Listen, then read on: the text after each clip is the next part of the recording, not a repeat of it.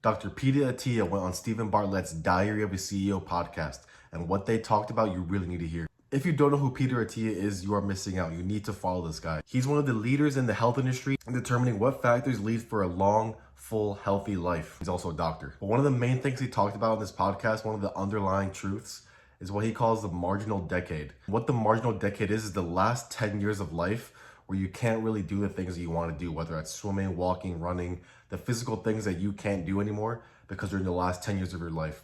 Now, you won't know when you step into this marginal decade, but you will realize when you are in it. This could be at a different year or a different time for many different people. 50, 60, 70 years old. Eventually, you will step into this marginal decade and you will not be able to do the things that you always wanted to do.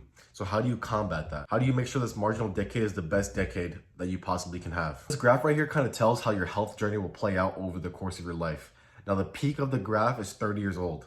When you're at 30 years old, your strength and muscle will start to decay if you don't train properly. So if you're 30 years old or younger, you are going to be in the best shape of your life right now. Obviously, you always hear the 20s is the best shape of your life, but you need to make it the best shape of your life. You need to train hard. You have to do the things you're supposed to do, walk, run, exercise, to make sure your later years are going to be as good as they possibly can. Your health will decay over time no matter what happens, but you can minimize the decay as long as you're training hard and doing things you're supposed to be doing. Now, what should you be doing? 1, training hard to failure. Failure or very close to failure within 1 to 2 reps. Compound lifts, heavy lifts, making sure that you are hitting failure or close to it. The second and most important factor that Peter Attia thinks determines the longevity of your life is what's called VO2 max. Now, I'm not a scientist, so correct me if I'm wrong, but VO2 max is basically how much oxygen you can pull out of the air when you're at your peak. And by peak, I mean when your heart is pumping as hard as it possibly can, upwards of 180, 190 BPM, as high as it can possibly go. How much oxygen are you pulling out from the air?